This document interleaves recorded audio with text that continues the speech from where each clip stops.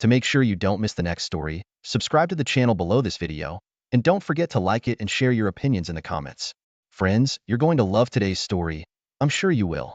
So get comfortable and enjoy listening. We begin. Until I was 19, I didn't have women. At 19, shortly after my birthday, I slept with a woman for the first time. Her name was Luba. She was 2 years older than me. We started dating. Luba was a typical girl of easy virtue. Almost every day she drank, played around, cheated on me with everyone.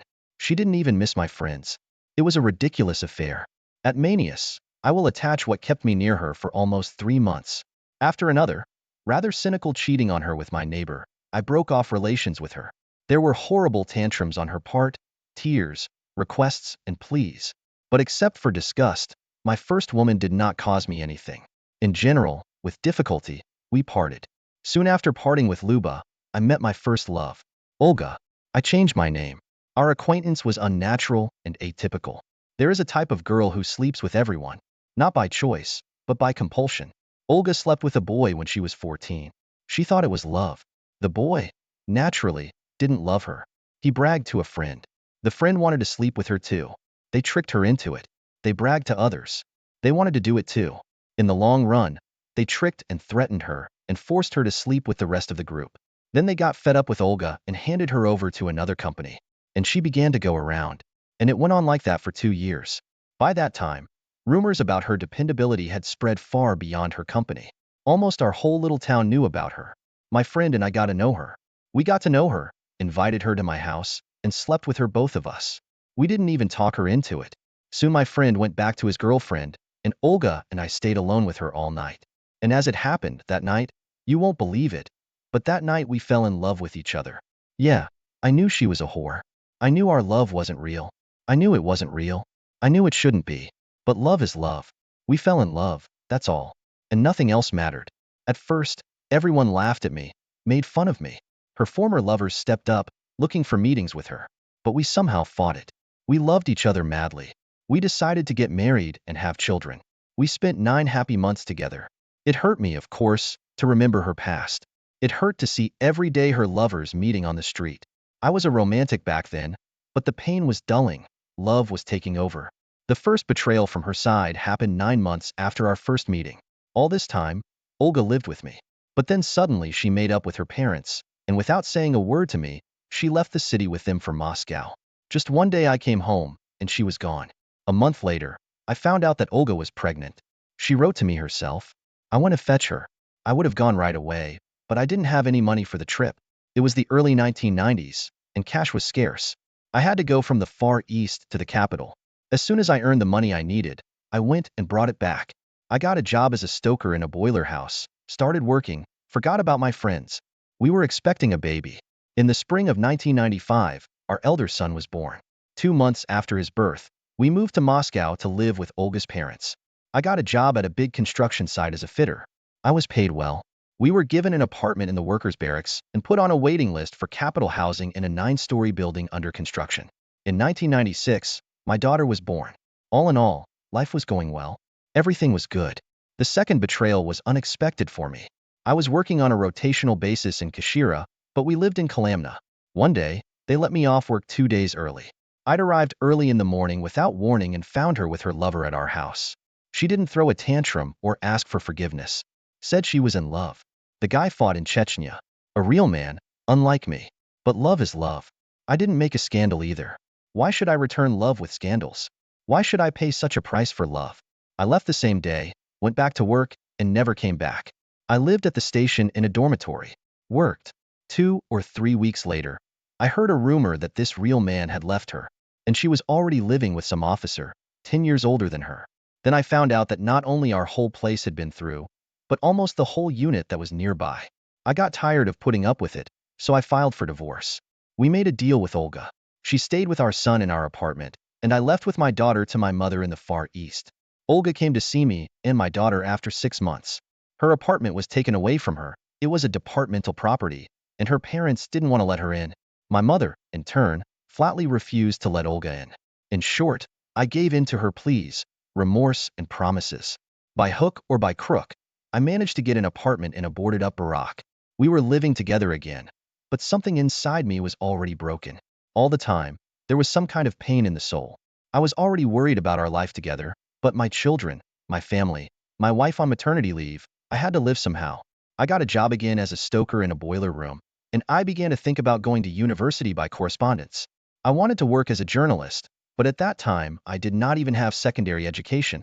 So in parallel with the work in the boiler room, I went to study at night school. And knowing that for admission, I needed articles from newspapers, a creative competition, I took a job at a newspaper as a freelance correspondent. After the fourth article, the editor suggested that I quit the boiler room and start working for the newspaper as a staff writer, which I did. I practically graduated with straight A's. In summer, I went to university. I came back in half a month and found out that Olga had fallen out again. In the middle of the night, guys came over in their cars, called her out for a ride, made a fuss, and sorted things out with her. At first, I chased them away, then I went back to my mother's place. At first, I tried to help Ola, but then I stopped. I stopped after one day. I brought in a new door. Ours was kept on the word of honor and the workers, and she was there with a man. Although I told the workers that I was putting the door for myself, and they knew that Olga was my wife. In general, these workers must have laughed at me hardly. I went to my mother, then rented an apartment. One day in the fall, about 2 or 3 months after we broke up, Olga came to see me at work. She told me she was pregnant and had married another man. From that day on, I started to go crazy, in the truest sense of the word. I won't describe how bad it was for me, but 6 months later I was already in a mental hospital. I spent more than 2 months in a youth house, was discharged and left the city in order never to see Olga again. I lived in Siberia in Krasnoyarsk region for almost a year, then I left for Moscow with a friend. And what did you think? Naturally, Olga divorced her husband, took her children and came to live with me, because she had nowhere else to go. Our second departmental apartment was taken away from her, and we started to live together again in Moscow. Me, her, our 2 children, and her third child. But somehow things didn't work out for us anymore. My work did not work out, there was no harmony in my family, and I was strangled by my resentment towards Olga. We lived like this for a few months, and leaving Olga in the care of her parents, I returned to Krasnoyarsk region. I worked at a newspaper, studied at the university by correspondence, and then again a metamorphosis. Olga unexpectedly comes to see me, not out of great love, but simply because I had problems with my parents and my accommodation. I had nowhere to go with the children in my arms, and I, like a fool, believed her for the umpteenth time. We tried to live together, but it didn't work out at all. Scandals, swearing, tantrums. Life was a living hell. Something must have broken inside me, and even our 2 children together could not hold me back for the umpteenth time. In 2002, deep in the fall, Olga and I parted ways once again. I returned to my hometown in the Far East. It was a turning point. I no longer had any regrets, I no longer loved anyone, I no longer wanted anyone. I got a job again as a stoker in a municipal boiler house. They gave me a place to live. I made good money. I had enough to live on. A year later, I went to the university. I reached the 3rd year. I want to see my children. Olga went somewhere. She hadn't been home for 3 weeks by then. The kids were with strangers. I spit on everything and took my 2 children with me and left. I left the university for good. Soon, Olga had a good time and came with her son to see us with the kids. She asked me to forgive her. She asked me desperately. And once again, I forgave her. Or rather, I didn't forgive. I let it go on its own. I no longer believed her, but I felt sorry for the children. This is how the first 10 years of our life together passed. I specifically want to distinguish this period. 10 ugly years of our life were left behind. I was 29 at that time, Olga was 26, and our children were 9, 8, and 4 years old. We were officially divorced, but we were back together. Getting ahead of myself, I'll tell you. It was as if Olga had been switched. She no longer looked at other men. She was a faithful friend. Exactly as a friend, and exactly as a faithful one. Well, what was there to be nervous about? 3 young children. I gave up on everything. I lived for my kids and my family. I told Olga right away, we'll live together until you go on another binge. I didn't have the illusion anymore. I worked as a stoker, Olga as a janitor. One day, I had the idea to open a company. Olga supported me, we took out a few loans, and the business went ahead. Since 2006 and up to now, the firm has been flourishing. We got a good deal of money. From time to time, I even started to meet prostitutes when I was on a business trip.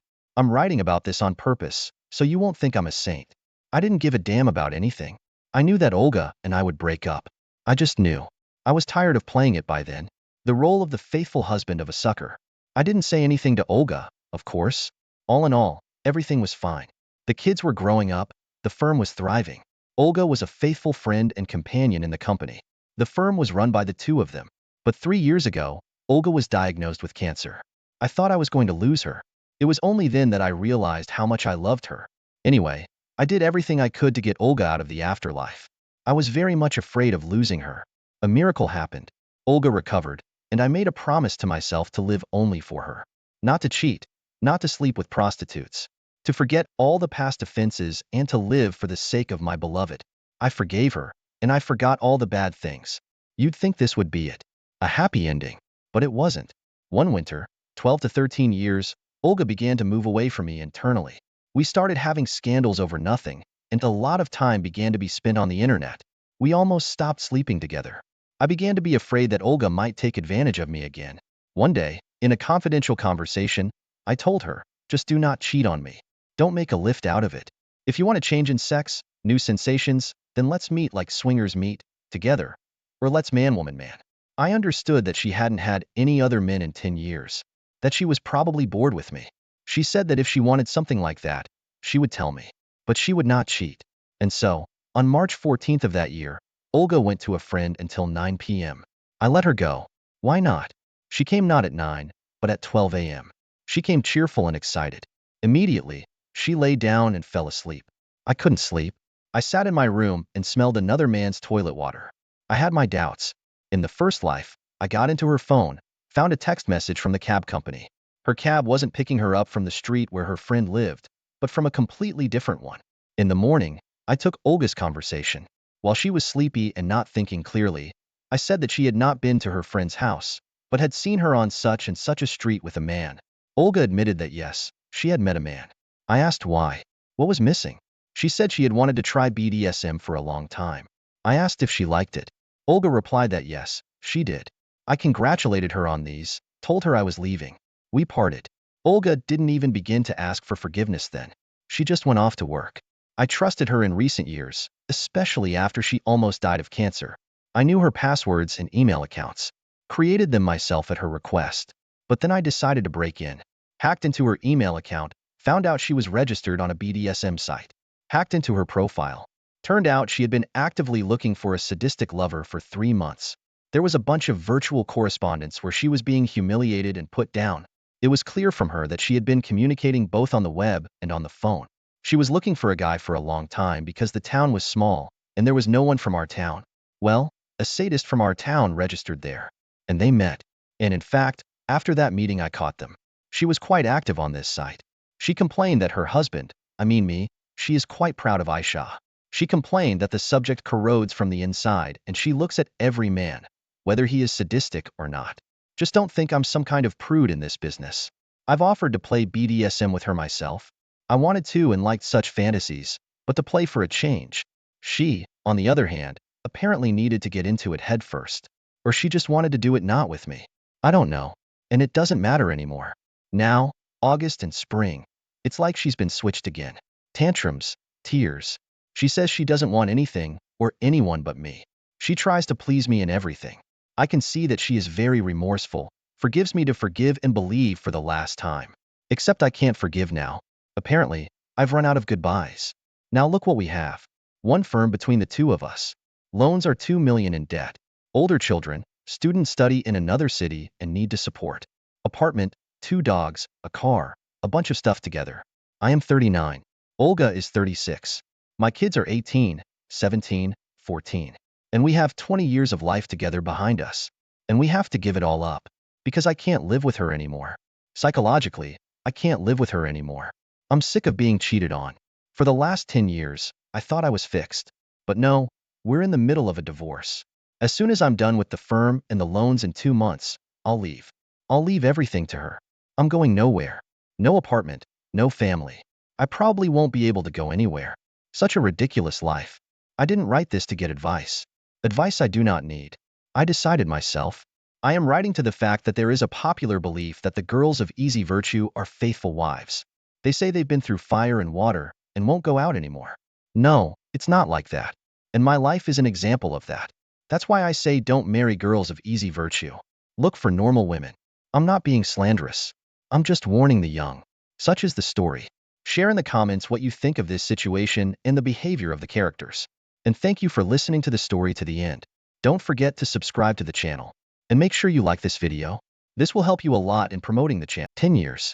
A decade that once sparkled with the promise of eternal companionship had subtly dimmed into a routine existence for me, a 38-year-old woman, and my husband, aged 42.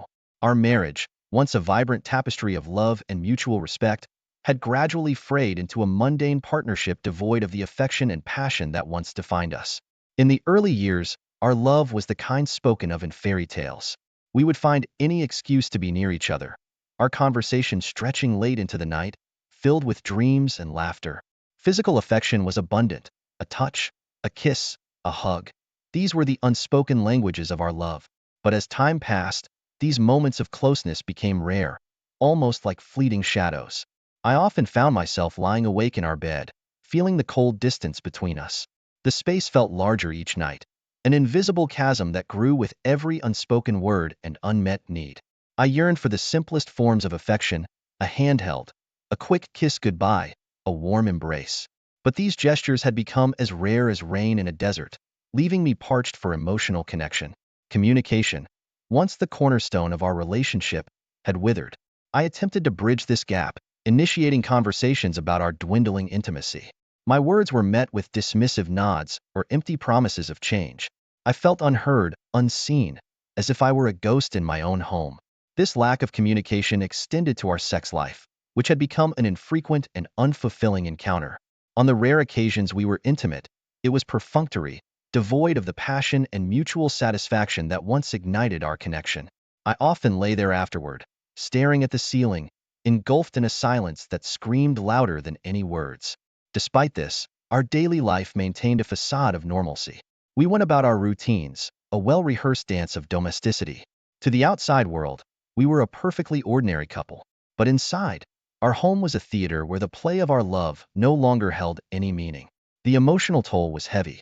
Resentment began to seep into the cracks of my heart, a slow poison that tainted my view of the man I once loved so deeply. I questioned what had changed. Was it the inevitable evolution of a long-term relationship, or had we simply stopped trying? The answers eluded me, lost in the silence that had become our constant companion. As I navigated through this phase of our marriage, I grappled with feelings of loneliness and frustration. The man who once promised to be my partner in life now seemed more like a distant roommate, sharing space but not life. The void between us grew, filled with unspoken words and unmet needs, a testament to a love that once was but now seemed a distant memory. In this state of emotional limbo, I found myself at a crossroads, yearning for the affection and connection that had once defined our union.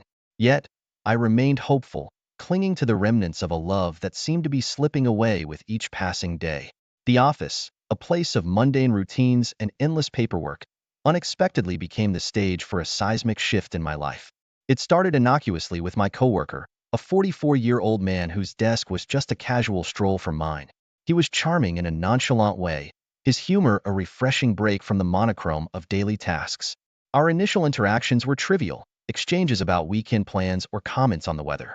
However, his presence began to linger in my mind, a welcome distraction from the emotional desert I inhabited at home. His words, always laced with a hint of flirtation, started to ignite something within me that I thought had long since extinguished. His compliments were like a balm to my bruised self-esteem. When he remarked how my new haircut suited me or noticed the color of my blouse, I felt seen in a way I hadn't in years. There was a growing warmth in his gaze that made my heart race, a sensation I hadn't felt in what seemed like an eternity. The flirtation escalated subtly. Shared lunches turned into coffee breaks just for two. Our conversations ventured beyond the safe territories of work and weather, delving into personal territories. I learned about his hobbies, his aspirations, the contours of his life outside the office walls. And in turn, I found myself sharing pieces of my own life, the joys and the sorrows. Then came the day when our harmless banter crossed a line. It was an accidental brush of hands, as we both reached for a document, but the electricity of that touch sent shockwaves through me. It was as if a dormant volcano had suddenly come to life, sending a rush of adrenaline and desire coursing through my veins. The first kiss happened in a moment that was both unexpected and yet, somehow, inevitable. We were working late, the office quiet and deserted. The air between us crackled with unspoken tension. When his lips met mine, it was a confluence of desperation and desire. It was a kiss that spoke of unfulfilled needs and a hunger for connection. That night, we crossed the final boundary. It was in a secluded part of the city, away from the prying eyes of those who knew us. The lovemaking was intense and passionate, a stark contrast to the mechanical interactions with my husband. In his arms, I felt desired, alive, a stark reminder of what I had been missing. Yet, as I lay there in the aftermath, a tangle of satisfaction and guilt, I knew I would soon be returning home to my husband. The thought brought a crushing weight of reality down upon me. I had stepped into a realm of betrayal, driven by a longing for something that had been absent in my life for far too long. Driving home, the night's events replayed in my mind. Each touch, each whisper, each moment of surrender was etched into my memory, a vivid contrast to the coldness that awaited me. I knew that what I had done was a betrayal, yet it was also a desperate cry for something more, something that made me feel whole, even if just for a fleeting moment. As I entered the silent house, seeing my husband's familiar form, a pang of guilt pierced through me. The contrast between the passion of the night and the emptiness of my marriage was stark and jarring. I was now living a double life, caught between duty and desire, fulfillment and fidelity. In the weeks that followed that fateful night, my life became a complex tapestry of concealed emotions and clandestine meetings. The affair with my coworker, once a momentary lapse, had evolved into a series of stolen moments, each one adding weight to the secret I carried. The dual life I led was exhilarating yet exhausting. At work, I would steal glances at my coworker, our eyes communicating a shared secret that added an undercurrent of excitement to mundane office hours. Our brief touches, a hand on the small of my back, a whispered compliment, became lifelines in a sea of monotony. Yet, with each encounter, the burden of guilt grew heavier. I was acutely aware of the betrayal, the violation of the vows I had once taken with such conviction. The contrast between the man at home, who had become more a fixture than a partner, and the one who ignited a fire within me, was stark.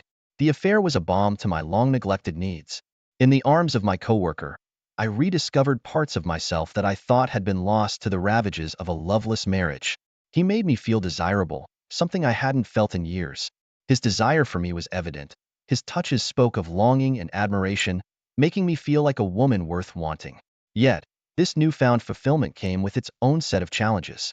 The secrecy of our meetings, the constant vigilance to avoid detection, the lies that slipped easily from my lips, it was a world built on a foundation of deceit. I was living a lie, and with each passing day, the strain of this duplicity chipped away at my sense of self. The physical aspect of our affair was intoxicating, a heady mix of passion and forbidden desire. Each encounter left me with a mix of euphoria and sorrow. The joy of being wanted was tainted by the knowledge that it was a temporary escape from a reality that I could not ignore. My home life became a series of mechanical interactions. Conversations with my husband were brief and superficial, our interactions void of the warmth that once defined us. The physical distance between us in our bed felt like a chasm, a silent testament to the emotional gulf that had formed. I was trapped in a cycle of longing and regret. The moments with my coworker were a respite from the emotional drought of my marriage, yet they were also a constant reminder of the deceit I was perpetuating. I was torn between the comfort of familiarity and the thrill of the new, between my commitment to my husband and my own desires. Each night, as I lay in bed next to my husband, the reality of my actions would settle around me like a heady cloak. The guilt was a constant companion, whispering reminders of the duplicity that had become my life. I was caught in a web of my own making, each thread a lie, each space a secret. This secret burden was a constant struggle, a battle between the desire for emotional fulfillment and the guilt of betrayal. It was a path that led me further away from the woman I once was, a journey into a realm of moral ambiguity where the lines between right and wrong were blurred. The day I resolved to confront my husband marked a turning point in our strained relationship. My heart was heavy with the weight of the confession I was about to make, a mix of fear and a desperate need for absolution. I had written 2 letters, one detailed and one more concise, allowing him the choice of how much he wanted to know. I found him tinkering with his motorcycle, lost in his own world. Gathering my courage, I approached him. "We need to talk. It's important." His response was dismissive, a simple acknowledgement before returning to his task. The sting of being brushed aside was all too familiar, yet I waited, hoping for a moment of his attention. As time passed, My anxiety grew. The critical nature of our conversation loomed over me like a dark cloud. When I finally approached him again, he was lounging, absorbed in the television. His casual dismissal of my request to talk, a question of candid weight, left me feeling invisible and unimportant. Frustration and hurt boiled over, and I walked away. The realization that I had been continuously brushed off throughout our marriage crystallized in my mind. I decided to pack my bags, a symbolic gesture of the end of my patience and the culmination of years of neglect. When my husband found me packing, his confusion was evident. "What are you doing?" he asked, unaware of the storm brewing within me. It was then that years of pent-up frustration and resentment erupted. I confronted him with raw emotion, my voice rising with every word. "I'm done being your roommate, begging for affection, trying to fix things alone." The confrontation escalated quickly, our voices raised in anger and pain. His dismissive attitude, the suggestion to find someone else, was the last straw. It was then, in the heat of the moment, that I revealed my affair. "I have. Since January." The shock on his face was palpable, a mix of disbelief and hurt. Our argument continued, a chaotic blend of accusations, confessions, and the outpouring of long-suppressed emotions. I was no longer holding back. Years of feeling neglected and pushed aside had given way to a flood of anger and sadness. In the midst of our heated exchange, my best friend arrived. I left with her, still shaken and emotionally drained, the reality of my actions and their consequences hitting me fully. The car ride to her place was a blur, my mind replaying the confrontation, the culmination of a marriage that had been crumbling for years. At my friend's house, the magnitude of the situation finally sunk in. I collapsed, overwhelmed by the realization that my marriage, which had started with so much love and hope, had deteriorated to this point. The grief for what had been lost was overwhelming, a painful acknowledgement of the part one had played in the disintegration of our relationship. The aftermath of the revelation was like the aftershocks of an earthquake, each moment reverberating with the intensity of the confrontation. The house, once a symbol of our shared life, now felt like a battleground, each room echoing with the words of our heated argument. My decision to leave was both impulsive and a long time coming.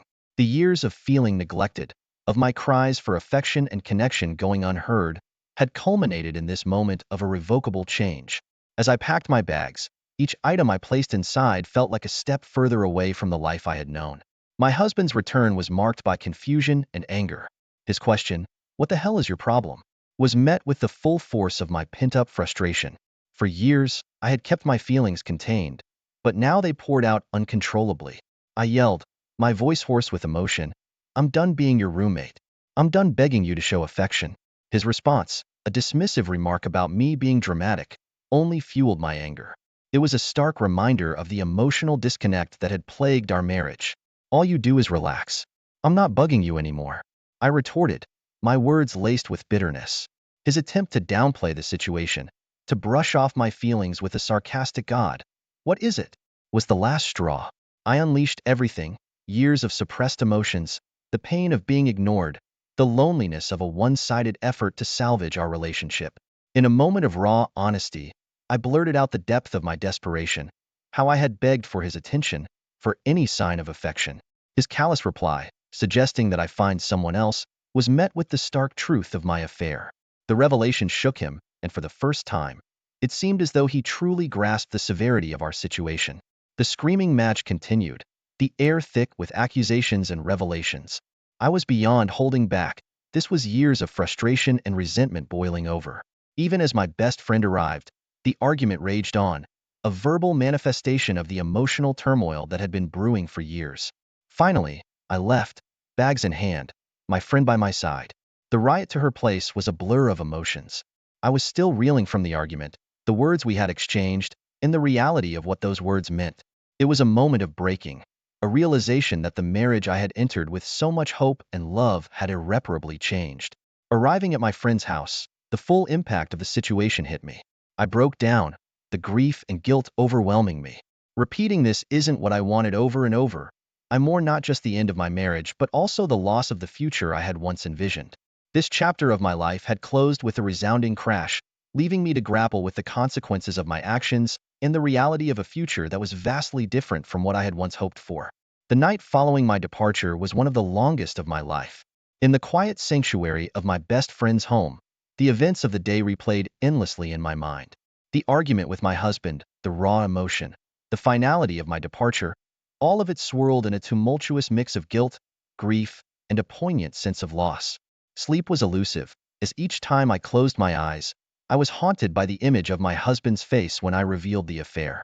The shock, the hurt, the dawning realization of the depth of our marital crisis, it was a picture that cut through the chaos of my emotions, leaving a deep, aching sorrow.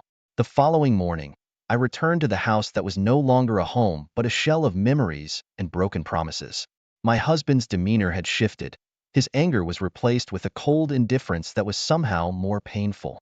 As I gathered my belongings, his sly comments stung, but I had no energy left for confrontation. I was drained, a shell of the person who had once entered that house with so much love and hope. My response to his insinuations about staying with another man was terse, a simple whatever, bye. It was a stark departure from the passionate outbursts of the previous day. The emotional exhaustion had settled in, leaving a numbness that was both a relief and a deep sadness. As I moved my belongings, each item I packed felt like a piece of my life that I was putting away. The realization that this was truly the end of my marriage, the end of a chapter of my life, was overwhelming. The hopes and dreams I had once harbored for us had dissipated, leaving behind a stark reality that I was now forced to confront. In the midst of this emotional turmoil, I grappled with the guilt of my infidelity and the acknowledgement of my role in the deterioration of our relationship. It wasn't just the affair, it was the years of neglect, the unmet needs, the silent cries for attention. All of it had contributed to the unraveling of our marriage. The drive to my friend's house was a journey of introspection. The streets and buildings passed in a blur, but my mind was sharply focused on the myriad of emotions coursing through me. There was guilt, for the pain I had caused, grief, for the loss of what had once been a loving relationship, and a profound sense of failure, for not being able to salvage what we had built together. At my friend's house, I was met with a comforting embrace, a silent acknowledgement of the pain I was going through. In her presence, I allowed myself to feel the full extent of my emotions. The tears came, unbidden and uncontrollable, each one a testament to the love, the loss, and the profound sense of regret that enveloped me. In the solitude of that room, away from the remnants of my failed marriage, I faced a harsh truth. The path that had led me here was paved with both my actions and my inactions. The affair, while a symptom of my unhappiness, was also a choice I had made, a choice that had irrevocably altered the course of my life. This descent into desolation was more than just the end of a marriage. It was a painful journey of self-discovery, a realization of the complexities of love, betrayal, and they say life's a party. But what they don't tell you is sometimes the music stops, the lights come on, and you're left staring at a mess. That was me, standing amidst the wreckage of what I thought was a happy marriage. Our 10th anniversary bash was the epitome of perfection, a lavish affair where laughter flowed as freely as the champagne. My wife, Julia, was the belle of the ball, her smile as bright as the diamonds I'd gifted her. I was on top of the world, a self-made man who just clinched a deal that was the cherry on top of my already thriving business. Life was good, or so I thought. But soon after, things started to change. Julia, once the anchor of my hectic life, became distant. Her presence at home dwindled. Work meetings and girls' nights filled her calendar. I tried to brush it off as a phase. After all, we were both busy adults, right? Then came the day that turned my doubts into cold, hard reality. I stumbled upon her phone, buzzing with a new message. Curiosity, they say, killed the cat. In my case, it shattered my world. The texts I saw were not just friendly, they were intimate, laced with a familiarity that twisted my gut into knots. They were from some guy named Mark, a name I'd never heard before. Confronting Julia was like igniting a powder keg. She denied everything, her words sharp and accusing. I was being paranoid, she claimed, suffocating her with my insecurities. But the trust between us had cracked, and I couldn't just let it go. So, I did what any desperate, cornered husband would do. I hired a private investigator. It felt like a betrayal, a sordid step into a world I never thought I'd enter. Yet, I needed the truth, no matter how ugly it might turn out to be. As days turned into weeks, the pie fed me bits and pieces of Julia's secret life. Each report, each photograph was a hammer blow to the life I'd built. It wasn't just texts anymore. There were dinners, late-night rendezvous, and that look in her eyes that I thought was reserved only for me. The irony wasn't lost on me. Here I was, a man who prided himself on making smart, calculated decisions, completely blindsided in the most personal aspect of his life. I thought I knew her. I thought we were happy. But as the evidence piled up, I had to face the harsh truth. The woman I loved, the woman I'd built a life with, was a stranger. The day I got those photos from the pie was the day my world stopped spinning. There they were, glossy, undeniable proof of Julia's affair. Seeing her with another man was like a punch to the gut. I sat there, in my office, the pictures spread out on my desk like some grotesque collage, each one a betrayal. But nothing, absolutely nothing, could have prepared me for what came next. I was at work, right in the middle of a meeting when I got served divorce papers, in front of my entire team. The look of pity in their eyes was almost as painful as the contents of those papers. Julia was going for the jugular, not just half of our assets, but full custody of our kids, too. It felt like I was in some twisted nightmare. I moved out of our family home, our sanctuary of over a decade, and into a cramped apartment that echoed with the silence of my new reality. The walls were bare, the rooms filled with the ghosts of my former life. Adjusting was an understatement. I was sleepwalking through a life I didn't recognize. Then came the divorce proceedings. You see, in our society, divorce isn't just between two people. It's a spectacle, and ours was no exception. Accusations flew, dirty laundry was aired, and whatever shred of privacy or dignity I had left was trampled under the public's watchful eye. I'd become that guy, the one people whispered about in the corridors. The worst part? The affair went public. Julia's once pristine social image was now tainted. The same society that once adored her, now shunned her. The irony of it was cold comfort to me. I had wanted justice, sure, but watching her fall from grace wasn't as satisfying as I'd imagined. It was just sad, a grim reminder of how far we'd fallen. The days blurred into one another, each bringing its own set of challenges. I was fighting a battle on all fronts, personal, professional, legal. But in this whirlwind of chaos, there was a strange sense of clarity. It was as if the storm had stripped away all the pretenses, leaving me with nothing but the raw truth of my situation. And somewhere in that truth, I began to find the strength to rebuild, piece by painstaking piece. You'd think that after a scandal like mine, the worst thing would be the heartbreak or the loneliness. But no, it was watching the empire I built from scratch crumble before my eyes. Clients I'd worked with for years, clients I called friends, vanished. Each email saying, "We're moving in a different direction," was a nail in the coffin of my once thriving business. The divorce wasn't just taking my marriage, it was taking my life's work. Just when I thought I'd hit rock bottom, Mike, an old college buddy, called me up. "I've got a proposition for you," he said. He'd been following my saga, and instead of turning away, he was reaching out. Mike had this crazy idea for a tech startup, something about revolutionizing the way small businesses handle online marketing. It was risky, completely out of my comfort zone, but what did I have to lose? So, I dove in. I poured every ounce of energy into this new venture. The long nights, the endless research, the constant pitching to skeptical investors. It was exhausting but exhilarating. There's something about building something from nothing that reignites a fire in you. A fire I thought Julia had extinguished. Slowly but surely, we started to gain traction. Our small team was like a family, each of us driven by our own reasons, united by the common goal of proving ourselves. We landed our first major client, then another, and then another. It was more than just a business succeeding, it was my comeback story. Meanwhile, karma was having its way with Julia. Her lover, the man she wrecked our family for, walked out on her, cited the scandal and her manipulative ways as his reasons.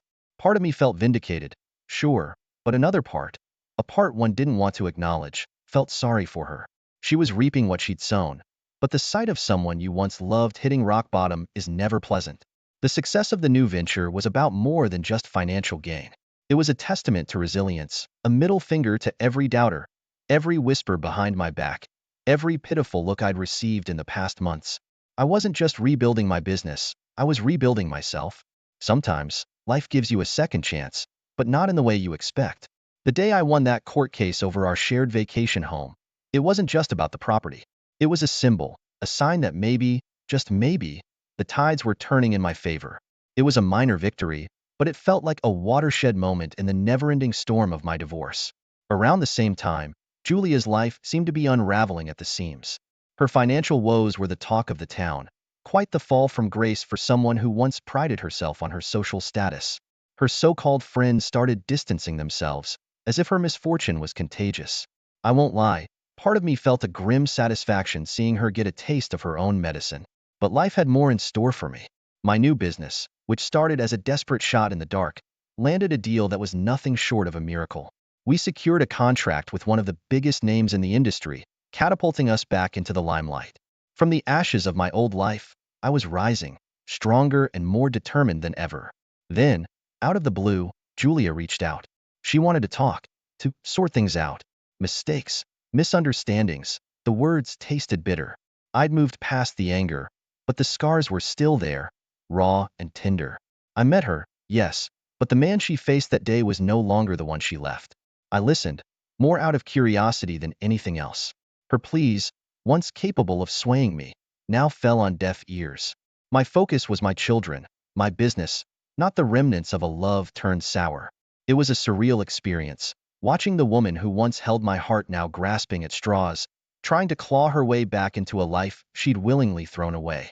But the bridges were burned, and I was not about to rebuild them for her to cross again. The fallout from her choices wasn't just legal or financial, it was social suicide. The same people who once flocked around her were now nowhere to be seen. She was left to face the consequences alone, ostracized from the world she once ruled. This chapter of my life wasn't just about winning or losing. It was about learning, growing, and accepting that some things, once broken, can never be put back together. It was a hard lesson, learned through tears and turmoil, but it was mine, and it had shaped me into who I was becoming. Hey everyone, I hope you're enjoying the video so far. If you do, please take a moment to hit that like button. It really helps me out and lets me know you appreciate the content. Also, if you haven't already, consider subscribing to the channel. Subscribing is a great way to stay updated with all the latest videos and to be part of our growing community. It's quick, it's free, and it ensures you won't miss out on any upcoming content. So go ahead, smash that like button and hit subscribe. Your support means a lot and keeps this channel going. Thanks for watching. There's something about hitting rock bottom. It strips away all the pretenses, all the noise, and leaves you with what's truly important. For me, that was my kids. The day they told me they wanted to stay with me, not just for a weekend or a holiday, but for good, that was the day I knew I'd done something right amidst all the chaos. Their choice spoke volumes, more than any court ruling ever could. It was a bittersweet victory, though. They were seeking refuge from the storm their mother had created, and as much as I welcomed them with open arms, it pained me to see them caught in the crossfire of our broken marriage. Business-wise, things were looking up. We launched a product that was the first of its kind in the market, a real game changer. The buzz it created was unreal. We were not just back in business, we were making headlines. It felt like a vindication of all the late nights, the doubts, the risks. This success was more than financial. It was a testament to what you can achieve when you refuse to give up, no matter how many times life knocks you down. Meanwhile, Julia's world seemed to be crumbling faster than ever. The legal fees from our never-ending divorce battle were piling up, and her lavish lifestyle was no longer sustainable. I heard through the grapevine that she had started selling off her jewelry, designer clothes, remnants of a life she could no longer afford. It was a stark contrast to the life she'd chosen over our family. During this time, I met someone. Sarah was her name. Meeting her was like a breath of fresh air. She was everything Julia wasn't: kind, genuine, grounded. She didn't care about my money or my past. She saw me, the real me, not the tabloid version or the successful entrepreneur. We started dating, taking it slow. The kids liked her, which was all I could ask for. She brought a sense of normalcy, a sense of peace that had been missing from my life for far too long. Julia, on the other hand, was forced to downsize. The luxurious house we once called a home was no longer hers. Last I heard, she'd moved into a modest apartment, a far cry from the opulence she was accustomed to. Part of me felt sorry for her. We'd shared a life, after all. But another part, the part that had been betrayed and dragged through the mud, couldn't help but think it was a fitting outcome for the choices she'd made. Life's funny, you know? Just when you think you've got it all figured out, it throws you a curveball. But sometimes, those curveballs can lead to a home run. That's what happened when Sarah entered our lives. The kids took to her like fish to water. There was laughter in the house again. Real laughter. We'd sit around the dinner table, sharing stories, making plans. It felt like a family, a real family. Sarah had this way of making things feel normal, even when the world outside was anything but. But while we were finding our peace, Julia's world was falling apart. Social media can be brutal, and she was getting the brunt of it. The backlash was fierce. I'd see the comments, the judgments passed by strangers. It was a public shaming of the worst kind. I won't lie. Part of me thought she deserved it, but another part, maybe the fatherly part, felt bad. I knew the impact it was having on her mental health. It's one thing to face consequences, but another to be torn apart by the faceless masses. In the midst of all this, my business was thriving. We were making waves, and people were taking notice. I was awarded for my entrepreneurial spirit, for making a comeback against all odds. Standing there, accepting that award, I looked out and realized how far I'd come. From the depths of despair to a moment of triumph, it was a journey I'd never forget. It was more than an award. It was a validation of my resilience, my refusal to be kept down. The fallout from the scandal was reaching far and wide, and it hit Julia hard when her own parents turned their backs on her. They were traditional, the kind who viewed family and reputation above all else. They couldn't stomach what she'd done, the scandal she'd caused. It was a harsh blow, losing her family over choices she'd made. I felt for the kids. They were caught in the middle of this familial rift, through no fault of their own. As for us, we were moving up, quite literally. I bought a new house, a place where we could start fresh. It was spacious, with a big backyard for the kids, a place where they could grow, where we could make new memories. It was a symbol of our new beginning, a testament to the life we were building together. The day we moved in, I stood at the doorway, watching the kids run around, exploring every nook and cranny, Sarah organizing the kitchen, her laughter mingling with theirs. It felt right. It felt like home. Life's like a road, full of twists and turns. My road was veering towards a sunny horizon while Julia seemed to be stuck in a never-ending storm. I heard through the grapevine that she tried to start her own business, a boutique or something. But it tanked hard. No support, no connections. She'd burned too many bridges. I couldn't help but think it was a grim reminder of how alone she'd made herself. Meanwhile, our kids were thriving. Jack nailed every baseball game, and Lily, my little math whiz, was acing her classes. They'd come home with trophies and certificates, their faces beaming with pride. "Thanks, Dad," they'd say, "for always being there." Those words, let me tell you, they meant everything. It was proof that despite the mess, I was doing something right for them. The news about Julia's health hit me unexpectedly. Stress, loneliness, it was all taking its toll. I saw her once during this time, and the change was stark. The vibrant woman I once knew was now just a shadow, frail and hollow-eyed. Our marriage was long over, but it was hard to see her like that. The mother of my children, someone I once shared a life with. In the midst of this, something beautiful happened. I proposed to Sarah. It was nothing fancy, just us and a sunset. But when she said yes, it felt like a new chapter opening. We started planning a small wedding, nothing like the extravagant affair I had with Julia. This time, it was about us, about the simplicity of our love. But Julia, she wasn't done yet. She tried to stir up trouble, spreading rumors, trying to drag my name through the mud again. But it didn't stick. People had seen through her, and my reputation was stronger than ever, built on hard work and resilience. Her attempts fell flat, and I couldn't help but feel a sense of finality, like that chapter of my life was truly closing. Life's a journey of ups and downs, and I'd seen my fair share of both. But that day, the day Sarah and I got married, was definitely one of the UPS. It was a modest affair, just close friends and family, but it was perfect. The local media caught wind of it and gave us a little shout out. Positive stuff? Local businessman finds love again, kind of story. It felt good, not gonna lie. The kids were beaming, Sarah was radiant, and me? I was probably the happiest guy on the planet. Meanwhile, Julia was on a different path. I heard from mutual friends that she was doing some soul searching, finally coming to grips with the havoc she'd wreaked. I guess solitude does that to you, makes you reflect on your life, your choices. I can't say I didn't feel a twinge of something, not quite sympathy, but something close. We'd shared a life, after all. But that chapter was closed, and I had turned the page. Sarah and I went on our honeymoon, a cozy little getaway. We celebrated not just our marriage, but everything we'd overcome to be together. There were moments during those quiet evenings, watching the sunset, when I'd think about the roller coaster my life had been. From the depths of despair to finding love and happiness again. It was surreal. Sarah, with her unwavering support and love, had been my rock through it all. Back in town, Julia was reaching out to old friends, trying to mend fences. But it wasn't going well. Too many bridges had been burned. Too many words had been said. It's tough, watching someone who was once a vital part of your world become an outcast. But we reap what we sow, and Julia was learning that the hard way. On the business front, things were booming.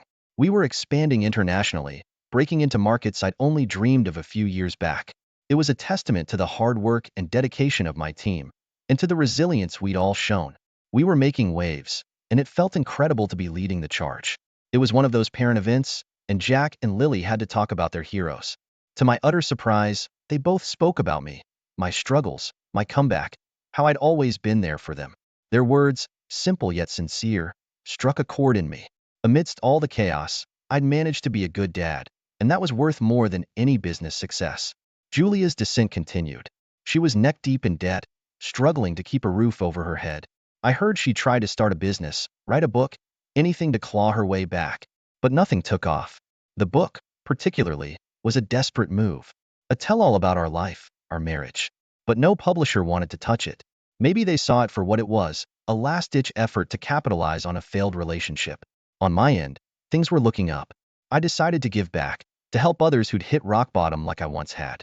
I started a charity foundation focused on rebuilding lives, whether it was through financial aid, counseling, or simply giving a listening ear. It was my way of paying forward the second chance I'd been given. The highlight of this chapter of my life came unexpectedly. A major magazine got wind of my story, the downfall, the comeback, the new family, the charity work. They did a feature on me, calling it an inspiring tale of resilience and redemption.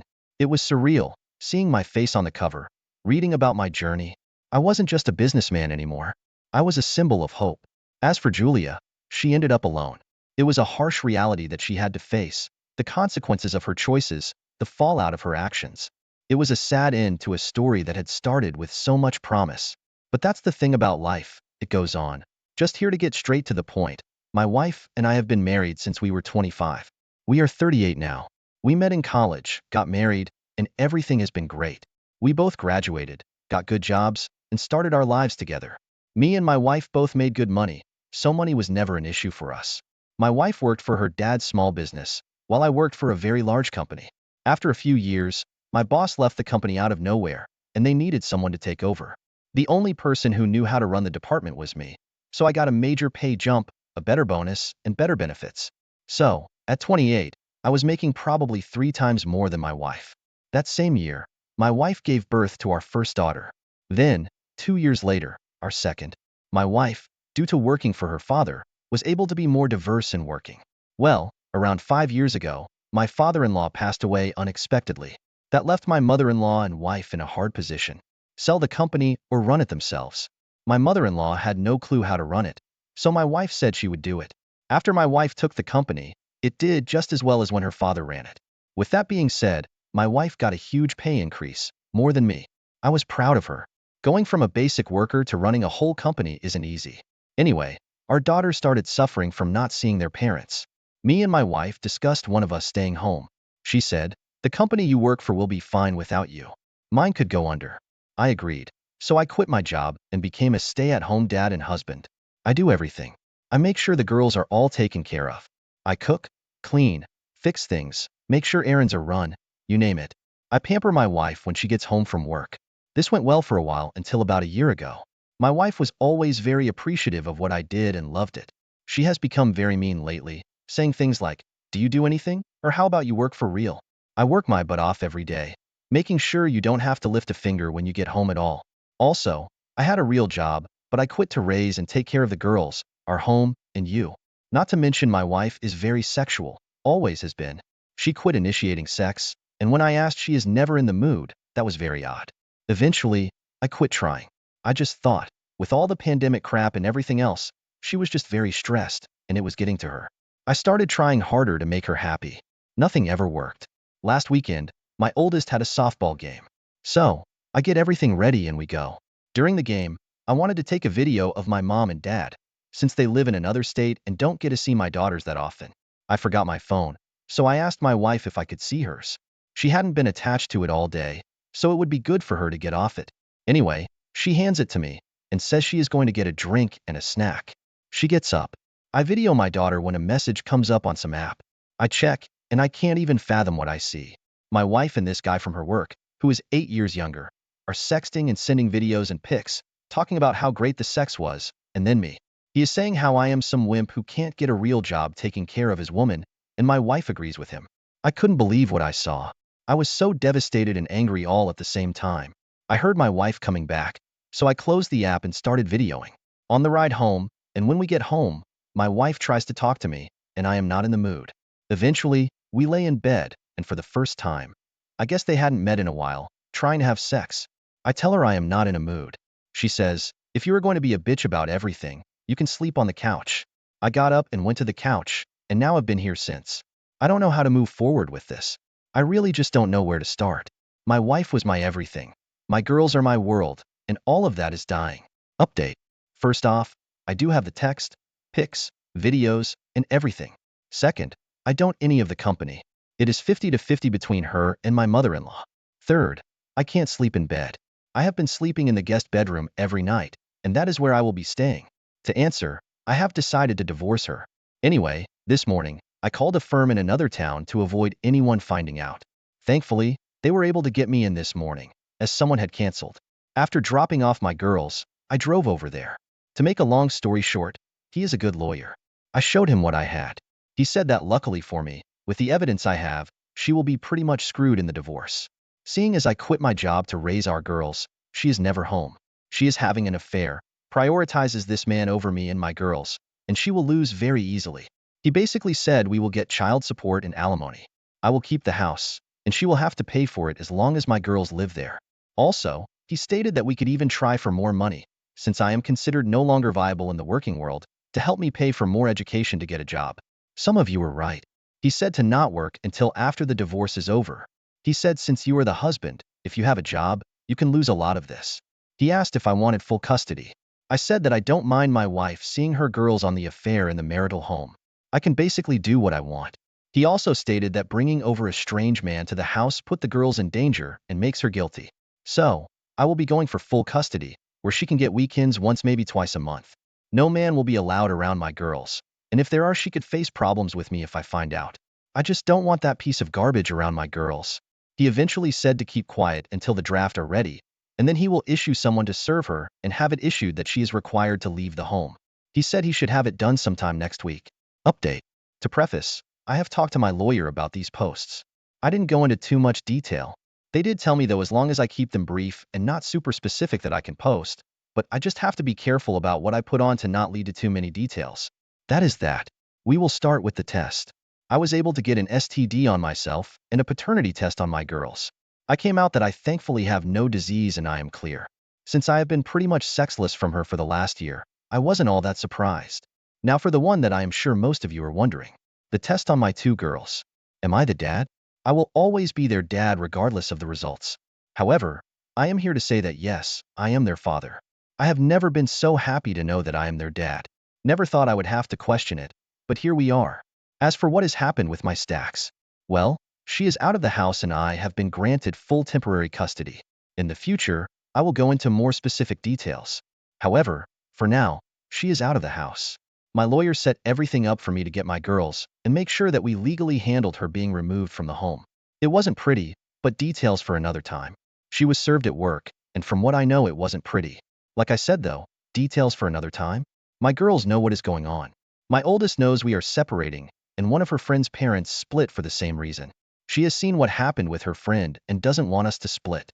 She has been crying for me to let mommy come home. I will be getting them in with a child therapist to explain and help them understand from the direction of my lawyer. My youngest just wants mommy to come home and misses her. It kills me and makes me feel like a terrible father, and they probably hate me now. Sometimes I think I should just let their mother cheat on me to keep the family unit to make my girls happy. I just can't do that. Sometimes I think about allowing an open relationship and we can just wait till the girls are older, but that won't work for me. Plus, I know the girls will pick up on it and will not like it that mommy and daddy don't love each other. As for my ex, she is living with her mother at this point. My mother-in-law has called me and asked to meet. I agreed and we will meet at some point. She didn't ask for details as she said we will talk later, but begged me not to take her granddaughters away from her. I said you are a great and loving grandmother, and as long as you can separate my girls from what is going on between your daughter and I see no issue with you being able to see them and I will not take them out of your life. She thanked me and that is it. My ex has been trying to call me and text me trying to figure out us. Under direction of my lawyer, he has had it set up so that I can talk to her through a trackable method and it is purely about the girls. No more, no less. So that is it for now.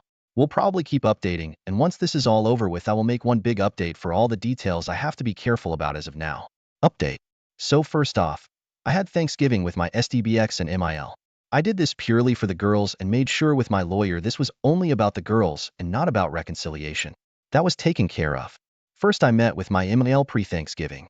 We met and had a pretty mutual discussion, mainly just things about how we will handle my daughters after. My MIL did tell me some stuff about my SDBX. I guess my SDBX was cheated on by her high school boyfriend. Didn't even know she dated anyone.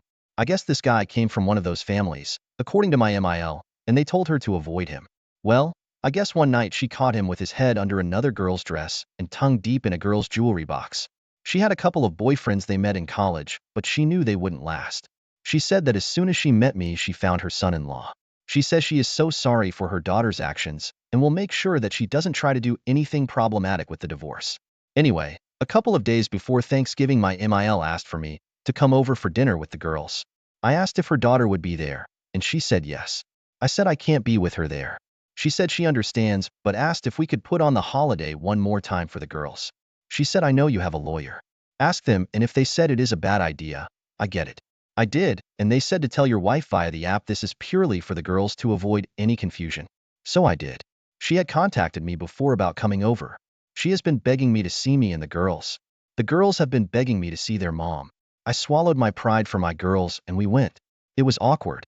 My SDBX gave our daughters a hug fine, then tried to hug and kiss me. I just avoided her and went to give my MIL a hug.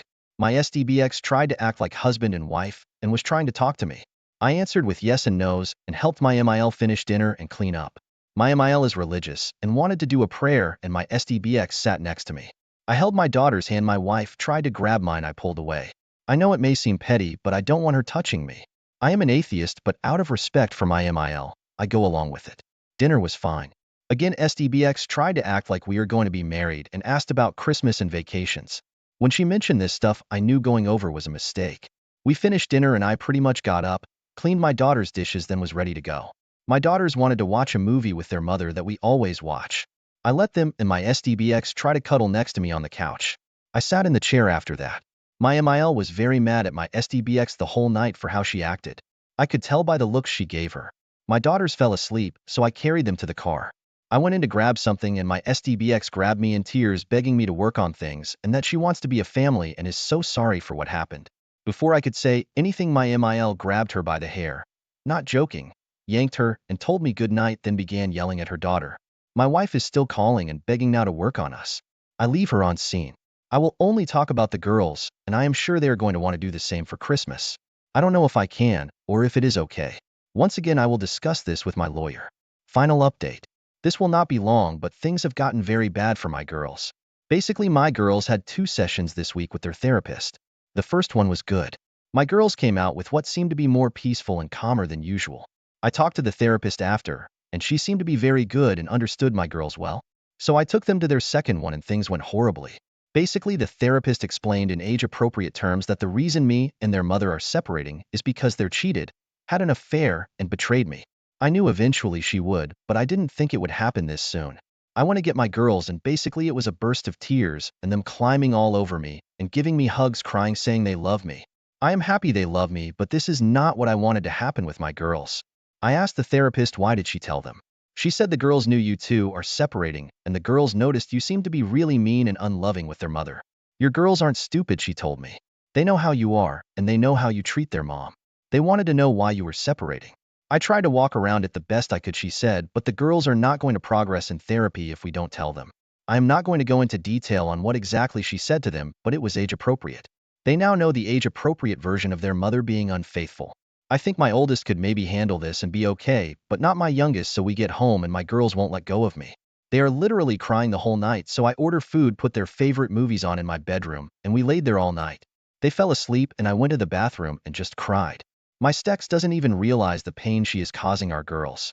I don't know how I am going to deal with this. The therapist told me we could try medication for a bit, till they get used to the new normal. I refused to do so, which she supported, and said it was just an option as I'm not drugging them. Disclaimer, she cannot give the drugs. She said they would need to see their primary, and they would probably diagnose my girls with something that would allow them to medicate them. I would rather deal with my daughter's emotions the healthy way. I won't have to worry about Christmas as my daughters hate their mother now. My oldest said she never wanted to see her again. My youngest follows what her older sister says, even though she may actually agree. I was shocked. I said, you don't hate her, you may be mad, but you don't hate her. She loves and cares about you. My oldest just said no she doesn't, and then just cried into my arms until she fell asleep, and so did my youngest. So this is my life now. I don't think there will ever be a good time to bring it up with the girls, and as their therapist said, they noticed that you were the one being mean to their mom. Kids are very observant, and they should not be forming their opinions based on half-truths. Also, their initial reaction is very understandable. There is probably a little bit of guilt since they initially thought you were the bad guy. Just continue to be there for them, and give them lots of hugs. Tell them none of this is their fault, and you both love them still. If you don't want them growing up with anger towards their mom, then discuss it with their therapist on how you can do that. That doesn't mean they have to forgive mom, just learning to let go and not let it define them. I wish you all the best with your situation and hope things are able to work out. Thank you for taking the time to listen to today's story. If you enjoyed listening, please feel free to like and subscribe if you haven't already. Also, don't forget to comment below with your thoughts on this. I, 29 male, met my wife, 30 female, when we were both working as summer interns during college at an ad agency. We hit it off and we started dating. It was a little difficult because we both lived in the same city, but we went to school in different states. When the semesters kicked back up, we decided that we wanted to try long distance. It worked out fine for both of us, and after we graduated, we both moved to the same city, and we decided to live together. We got married a year after moving together. Everyone we knew was trying to tell us that it was too soon to get married, and that we were being naive by thinking that a year living together was enough time to truly know if we were meant to be, but we ignore all of them. For the first 6 years of our marriage, we didn't have any issues. We were both working hard to make it at our jobs. We started a family, and we bought a house. It was exactly what we both wanted. After several years of being disrespected by her employers and treated like she was dirt, my wife decided that she was going to be leaving her job and pursuing employment elsewhere. In the end, it turned out to be one of the best decisions of her life because she ended up working with some people that respected her, and there was actually room for growth. When she started this new job, a lot of her coworkers were super friendly and invited her to go out with them. They just wanted to get to know her because it was apparently a close-knit company. She was excited to get to know people that she might consider friends. I didn't think anything of it. In fact, I was very supportive of her going and making friends. It can be very difficult to make new friends as an adult, so it was great that she was. She continued going to these outings once every couple of weeks. They usually did it around payday, and every time they went, somebody else would foot the bill. It was a nice little ritual that my wife was happy to be involved in. About 5 months into her employment, she went out with her friends and didn't come home until the morning. I was worried sick. I didn't know what happened. Normally, if she was going to be out later than 11 p.m., she would text me and tell me. I tried calling her and reaching out to her, but I didn't get any response. Honestly, I was close to calling the police and filing a missing person report. She came home around 5 a.m. and I was still awake because I was too anxious to sleep. She was disheveled and groggy, very clearly hungover. Right away, I confronted her and asked her where she was, telling her that not only did she worry me, but she worried our son too. She apologized and told me that she couldn't argue about it. Apparently, they were celebrating one of her coworkers' birthday, and she had drunk way too much. She ended up crashing at one of her coworkers' houses because they were within walking distance. I could see that she was in a pain, so I didn't push her any further. She apologized and went to lay down. I was extremely annoyed, and for the rest of the day, I was avoiding her because of my frustration. We talked about it a couple of days later because I was still annoyed, and she told me that she wouldn't let it get out of hand like that again. She actually ended up not going to the outing for a few weeks. She ended up calling me one Friday after work and telling me that some of her coworkers had practically begged her to go. So she asked me if it was all right. I was fine with it, as long as she wasn't getting trashed again. Once again, she ended up coming back later than usual. This time, she didn't spend the night somewhere else, but she came back around 2 a.m. She was completely drunk when she came in, but I did my duty as a husband, and I made sure she was okay. I got her some water, I gave her some Advil, and I tucked her into bed. As I was helping her change out of her work clothes, I couldn't help but notice that her shirt was on inside out. On top of that, there was a strong musky cologne scent coming from it. Right away, I was suspicious that something had happened that night. She wasn't in any condition to talk about it, so I asked her about it the following morning. She told me I was crazy, and that she would never do anything to risk hurting me or our son, but I couldn't help but wonder why her shirt was inside out. She went out the following week, and once again didn't come home until the middle of the night. She was drunk and apologizing to me, which I assumed at the time was because of how drunk she was. Once again, I smelled the same cologne I did last time.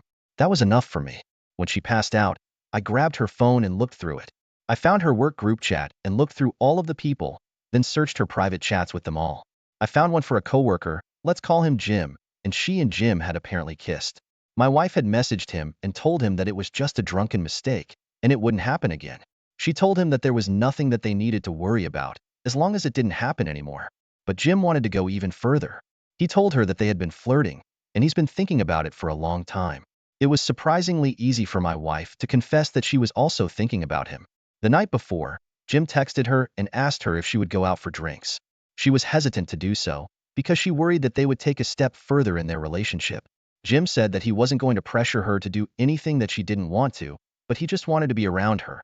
She agreed to go, and what happened after that I could only assume was them pushing their relationship to the next level. However, I didn't have any proof that they had sex. I didn't say anything about it right away, because I wanted that proof before I confronted her, and she tried to deny it again. She told me the following Wednesday that she was going to go out on Friday night again. I told her it was fine. That gave me just enough time to hire a babysitter and follow her as she did. She went out to the bar with her colleagues.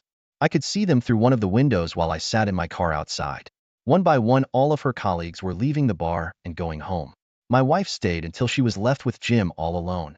As the last colleague left, Jim reached over, grabbed her, and kissed her. My wife tossed her arms around his shoulders and really soaked in the embrace. I snapped a couple of pictures of that, but I needed more proof than a kiss. They paid the bill and shortly after hopped into Jim's car. I followed them to a parking lot where they went off in the distance, far away from everyone else. It was clear that they were having sex in the car. I got the evidence that I needed, but then I was curious about why they didn't just go to Jim's house.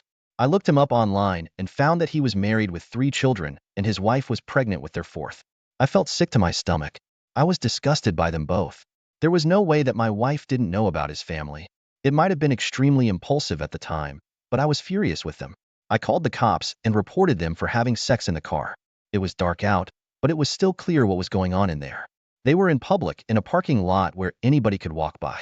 I stayed and watched while a cop car strolled up and pulled them both out of the vehicle to talk to them. They weren't arrested, but the cop did slap them with a fine or ticket for public indecency. I thought it was hilarious. My wife was going to have to explain that to me. I couldn't wait to see what she came up with before I showed her the evidence. I got back home and sent the babysitter away before my wife got there, curious to see what she would tell me about her night. I asked her how it was, and she huffed that she got fined for public indecency.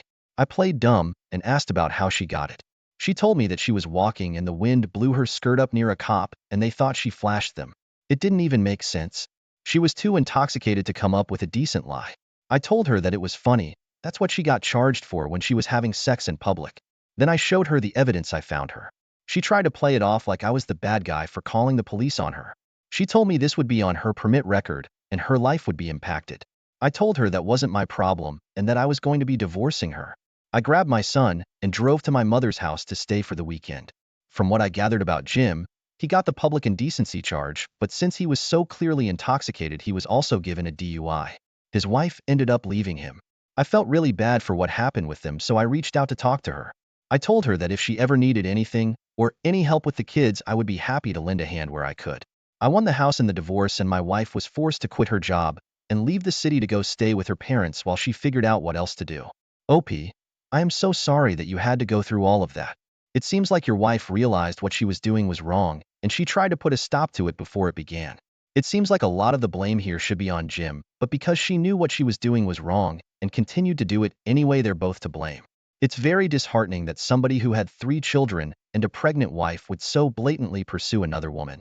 It's good that he was faced with repercussions for what he did. I think that karma really got him in the end with the added DUI charge. If he ever has to look for another job, then that's going to reflect very poorly on him, and it's going to be very difficult. I think it's very admirable that you have offered to help his ex-wife. I hope that you guys can move on. Hopefully she ends up with a fair deal in the divorce to help with the children. Thank you for sharing with us. Now let's get into our second story for today. I, 31 male, have been with my wife, 30 female, for 5 years, and recently I found out that she cheated on me with her ex, aka one of my best friends. We met in college. We went to a very small school and we were a part of the same friend group. We were all very close and knew practically everything about each other. At some point, almost everybody in the group had dated each other. It felt natural. We were close and people developed feelings for each other. After graduation, I confessed my feelings to my wife, and she told me that she felt the same. We decided to give our relationship a shot, and things went really well for us. It felt like we were always supposed to be together, and everything else before that was just trial and error. Before she and I got together, she dated my best friend. I considered him to be one of the most important people in my life. When they were dating, everybody in the group would always joke about how they were couple goals. From the outside looking in, they seemed to be perfect for each other. However, being as close to my friend as I knew that they had a lot of problems. That's why when I started dating my wife, I was never worried about them wanting to get back together. Their problems were too bad for them to want to even try. Years later, my best friend met a wonderful girl, and they decided they wanted to get married. She fit right into the friend group, and everything seemed like it was going to work out fine. I would be lying if I said I never thought about my wife with my friend. Just having seen them in a relationship together, I knew how exciting everything was for them. I felt like I saw a different version of my wife when she was with him than when she was with me. When he announced his marriage, I couldn't help but notice that my wife was acting a little bit off. She said she was happy for them and that she was supportive of their engagement, but I couldn't shake the feeling that it was a lie. One night, I let my insecurities get the better of me while I had a couple of drinks, and I asked her about it. We ended up getting into a huge argument where she told me that I was wrong for even thinking she was interested in anyone else. At the end of the night, she told me to leave our apartment because she was so angry. I ended up going to my best friend's house where I told him exactly what happened. He reassured me himself that when they had broken up it was for a reason. I felt kind of silly after the fact. My best friend was about to get married and he was happy, and my wife was happy with me. I apologized to both of them for creating drama out of nothing, and we moved on. My best friend's wedding was getting closer, and I was busy preparing for my best man's speech. He meant the absolute world to me, so I wanted to do something that would be heartfelt but also funny. I thought that maybe playing a little joke on him at first would be fitting for our relationship. During the reception, there was going to be a large projector to show some highlights of the relationship between my best friend and his fiancée. I thought that it might be funny to add some embarrassing pictures of him. I had the idea to just tell a few short anecdotes about how much of a mess he was before he met his fiancée, then to show some of the nicer pictures of him after the fact. My wife was at work, and my computer had recently been on the fritz, so when I went to look at all the pictures I had on my hard drive, I had to use my wife's computer. I didn't go looking for anything on her computer. It popped up at the most unfortunate time. She had desktop notifications set up for her Facebook account. All of our group chats were through Facebook Messenger, so I saw a bunch of those notifications pop up while I was looking through pictures. In the middle of my search, I saw a notification come up from my best friend. It was a little bit alarming because I didn't think they really had private conversations with each other anymore. A lot of the insecurities that I had popped up again. I didn't want to snoop and look at it, so I tried to ignore it. However, shortly after I received one notification, there was another. More kept coming up, and I was only able to read snippets of them before they would disappear. I was getting the sense that they were having an active conversation. I saw one message that said maybe we ended things too early. That was enough for me to need to know more about the conversation. I opened the chat and read over the conversation they were having. I looked back further and realized that for several days they had been chatting and talking about some of the things they used to do together. My friend said that he loved his fiancée, but he thought that she was boring. He was complaining to my wife about their sex life and saying that it was unsatisfying to him. He remembered some of the times he and my wife used to have and described them in explicit detail. My wife went along with it instead of shutting it down. They were both talking about some of the things they did while they were studying abroad for a while, when they went on trips together, and when they were sneaking around in public. At the end of the conversation, my friend said that he thought about her while he was with his fiancée. I felt like my heart was ripped in two when I saw my wife say that she thought about him while she was with me. While they were talking, I was watching the entire conversation happen live. They didn't want to risk throwing away the chemistry they had, so they set a date to be together. They were going to try to figure out if they were going to give it another try or not. I was supposed to be going on a work retreat for one night the following Friday, so that's when they decided to meet. I started screenshotting some of the messages where they talked about setting a date and recounting their memories, but as I was going, the messages were getting deleted. I decided to pretend like nothing was happening when my wife got home, but I was already thinking of ways that I could get back at them for what they were planning. The Friday that they planned to be together came, and I made sure I was able to get some evidence of their affair. I installed a remote viewing camera, and while they were in the bedroom fully having sex with each other, I took a couple of pictures for my evidence. I got everything in order. I consulted with a divorce attorney, and I was ready to serve my wife the papers. The day of the wedding finally came, and I was unsure of how I was going to go about everything. I had a plan, but I was starting to doubt myself. I had a perfect plan to expose both my wife and friend for their time together, but I started to think that maybe it wasn't the right place. The more I saw my friend with his fiancée, the more it made me want to do it. They had both betrayed our trust, and I wanted to humiliate them. During the reception, it was time for the speeches. I started my speech as if I were giving a nice little talk about my friend. The projector came on, and instead of showing pictures of my friend and his fiancée, I showed pictures of my friend and my wife. I was able to find some pictures that corresponded with the stuff they were saying in their messages. I recited those messages as the pictures appeared on the screen. Toward the end, I added in a picture of them sleeping together with the date. It was only 2 weeks before the wedding. Chaos erupted around us, and I just stood there and watched it happen. My wife stormed up to me to ask what I was doing, and I just told her that it was over and we would be getting divorced. My friend was getting chewed out by his fiancée, and her father looked like he might actually kill him. It's safe to say I completely ruined the wedding. I ended up divorcing my wife, getting to keep the house, the car, everything. My friend and fiancé annulled their marriage. His fiancée's father forced him to pay back everything he spent on the wedding and threatened litigation. My ex-wife and ex-best friend decided they wanted to try and see if they could work things out. They dated for about a week, and the same issues they had when they were in college popped up and they broke up. So it really was all for nothing. They just showed their true colors to everyone. Opie, I'm so sorry you had to go through that. Having your wife cheat on you is already bad enough, but when it's with somebody like a best friend, it's unimaginable. They were two people that you thought you could trust, and they proved to be selfish and untrustworthy. Your gut instinct told you that there was something wrong with their relationship, and you were right to question her about it. Maybe at the time there wasn't anything going on, but it seems like when they were faced with it, they caved in. I think it might have been better to do something before the wedding, however, since your ex-best friend had to pay for the wedding. It was justified. Hopefully you and the fiancé of your ex-friend can move past what happened, and you won't let this hold you back from meeting other genuine good people. Thank you all for taking the time to listen to today's stories. If you enjoyed listening, please feel free to like and subscribe if you haven't already. Also, comment below with your thoughts on what happened. If there is a story you would like to share with me about your situation or someone else's, then please do not hesitate to contact me.